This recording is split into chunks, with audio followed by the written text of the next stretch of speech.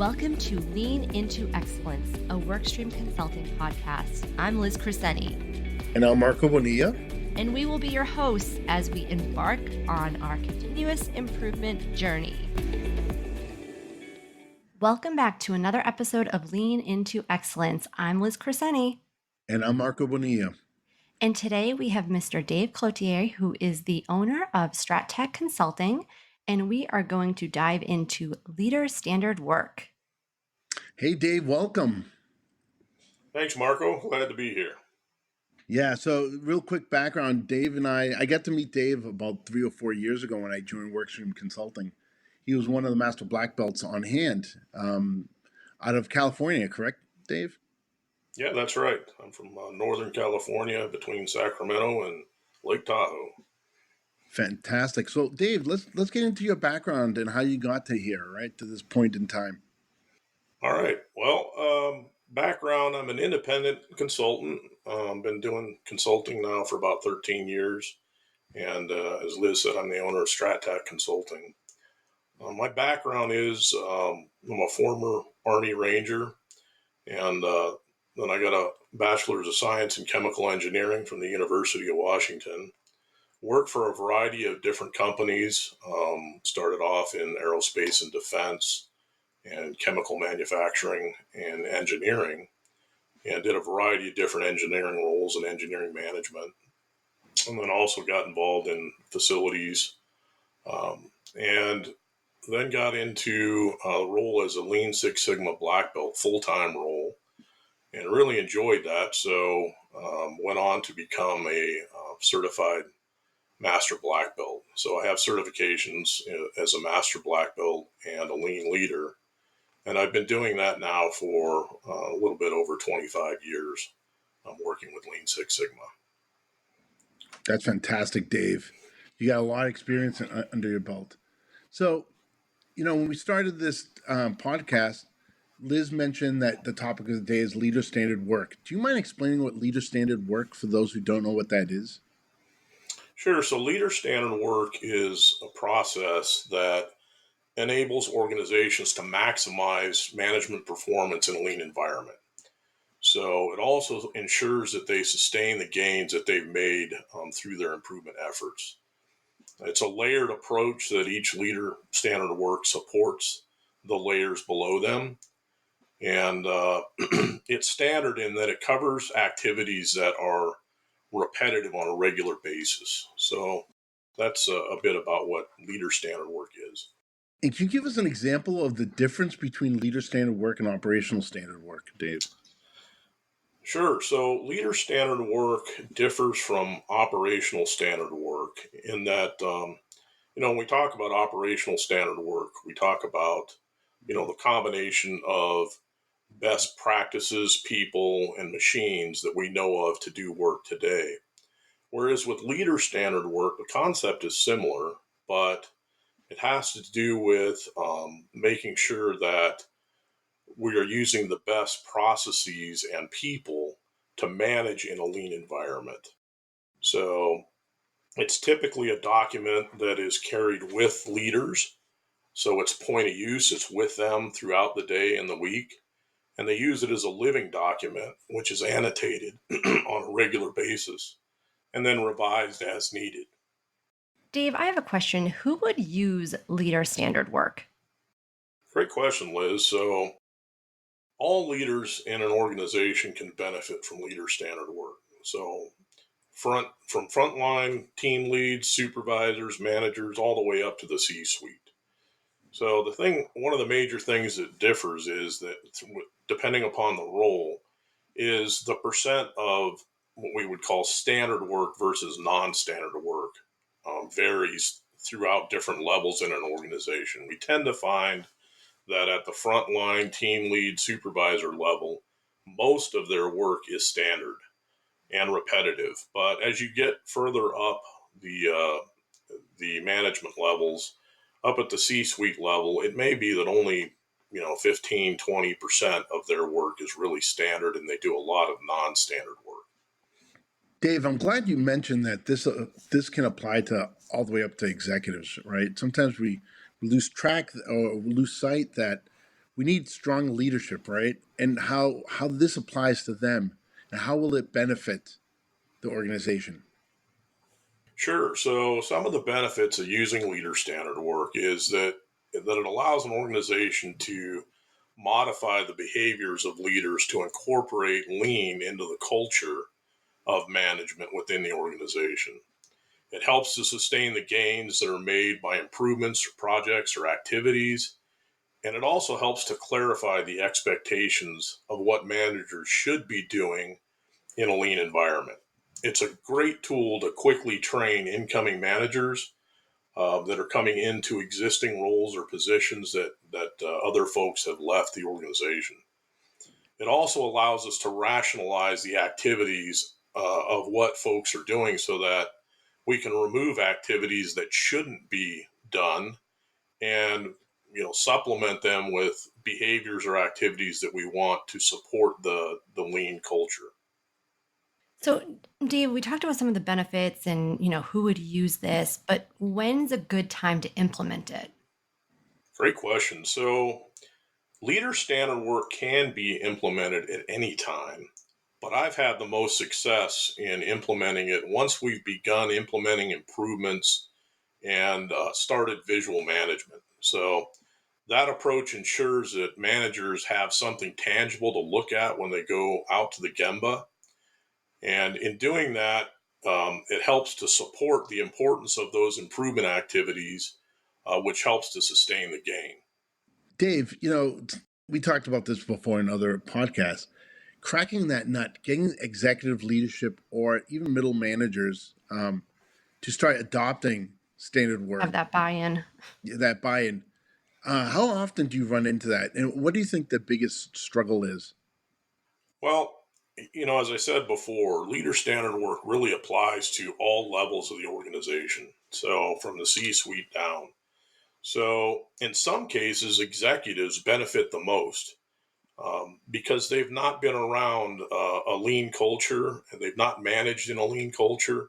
So they're very set in their ways of the ways that they manage now, and they've risen to the top. So they're successful, but at the same time, they may not know how to manage in a lean environment. So sometimes, they've gotten into the position that they're in through heroic activities. And as you know, in a lean environment, we don't want to be firefighting on a regular basis. We want, steady, efficient processes.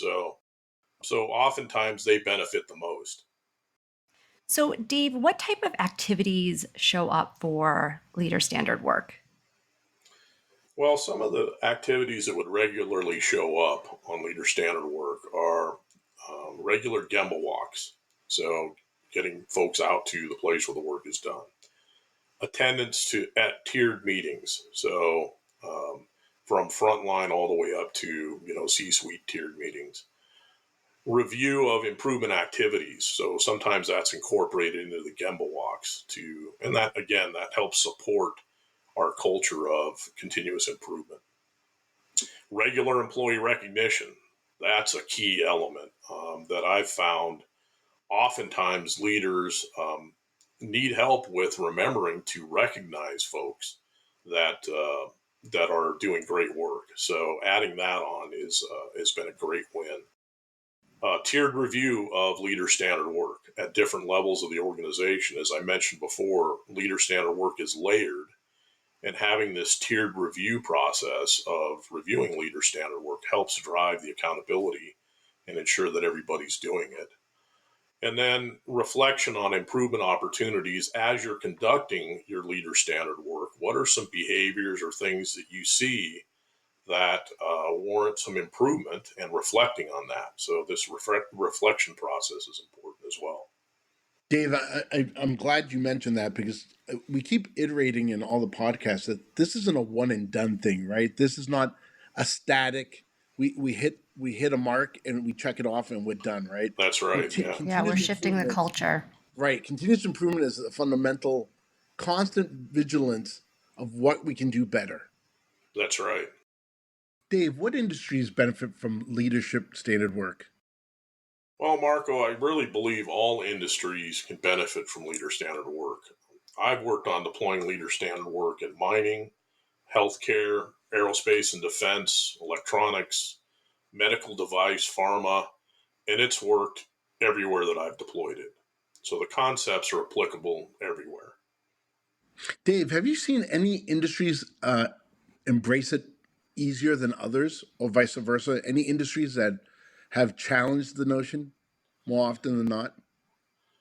Yes, I would say that operational manufacturing type of cultures are used to some of the repetitiveness and rigor that you find in leader standard work.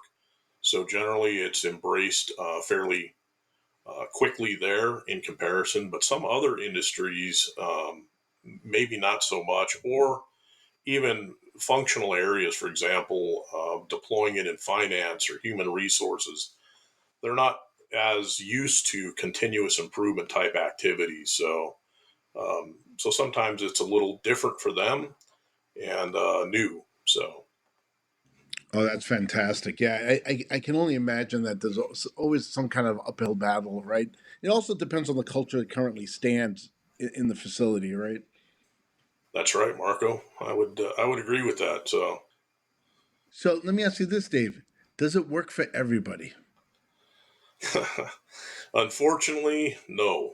Um, I have found cases where leaders are too close minded to really accept that they can benefit from a structured approach to managing in a lean environment. So, yeah, I have unfortunately seen cases where it has not worked well and that leaders have refused to adopt leader standard work. Not surprising, right? There's always one in the bunch. Right. There's always one. You can't convince them all. That's Now, right. Dave, That's right. how do you go about deploying leader standard work? Well, based on my experience, I like to use a structured approach to deploying leader standard work. I use a creation and coaching approach where each person receives individual coaching on creating their leader standard work, and then the use and modification of their leader standard work as time progresses.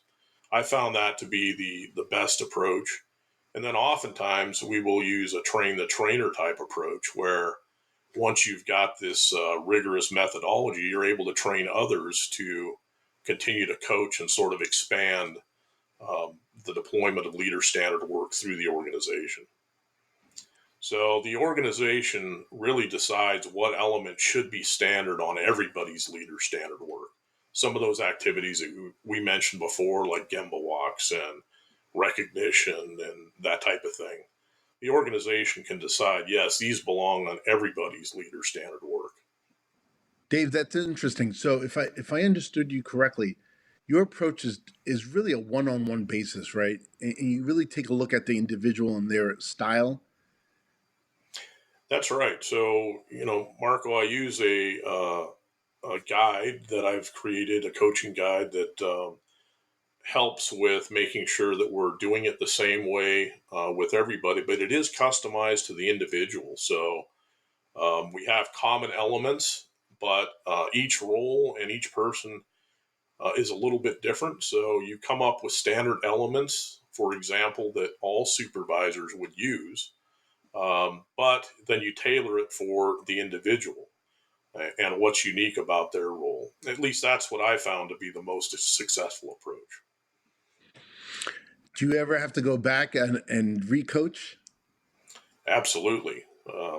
This is an ongoing process, and when we talk through the idea of reflection that I mentioned Yeah. earlier, oftentimes you find that those reflection processes uh, lead to better results. Right? They lead to a modification of leader standard work. Because after all, this we consider this a living document. It's something Absolutely. that evolves as a person's role changes, as they reflect on benefits and different approaches. It does evolve. So, Dave, I'm really curious. Have you implemented this in what kind of industries have you implemented it in? well, Marco, I've implemented this in a variety of different industries. So, some of the more interesting ones have worked in healthcare, where we deployed leader standard work through over 30 clinics, all the way from the clinical leads up through the C-suite. I'm sorry, including doctors in the medical group, which was very interesting. And then also in mining, so underground mining, from the VP all the way down through the crew leads in the underground mine. So, and it's worked great in a lot of different areas. So, but as I said before, not everybody's willing to adopt. So, there are isolated cases where you run into that. Yeah, so one specific example of deploying leader standard work is in healthcare, where I worked with a regional director called a regional area director, and he started using leader standard work. And in doing that, we discovered that he had quite a few activities that he did on a regular basis that were really um, legacy over from a prior role that he was working. And as we got through the development of his leader standard work, we were able to rationalize out a lot of that type of activity, which enabled him to focus more on the types of lean activity that he wanted to be participating in. Since we're coming to the end of our time together, Dave, what are some benefits if someone's listening and they want to incorporate leader standard work in their company and their culture, and they want to essentially explore the benefits with their leadership? What would you recommend to them? Well, Liz, one of the major benefits of leader standard work we talked briefly about before is raising the bar on management performance throughout the organization. So that's one of the main benefits. And the other thing is that leader standard work is a fantastic tool to sustain the gains that you are implementing through your continuous improvement activities. So leader standard work really helps long term to sustain the gain. And as MBBs and lean practitioners, we know that that's one of the most difficult parts of the continuous improvement journey is sustaining gains long term. Yes, absolutely. Dave, it's been an educational discussion regarding leadership and their role in continuous improvement. If anyone wants to continue this conversation with you and find better ways of implementing some of these techniques, how can they reach you? Well, thanks, Marco. And I can be reached through LinkedIn. My name is David Cloutier, Cloutier, or my website, which is StraTac Consulting, and that is StraTac Consulting.com.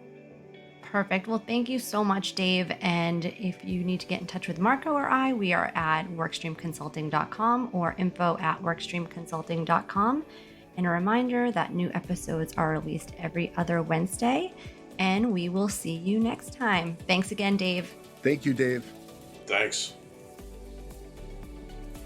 Can you envision a scenario in your operations where, despite your team's best efforts, there are persistent inefficiencies or bottlenecks that seem resistant to change?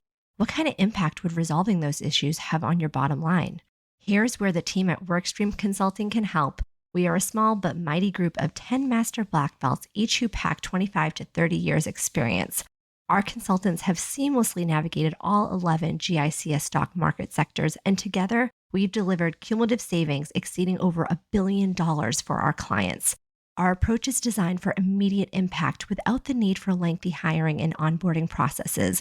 Contact us today so we can help you in 2024.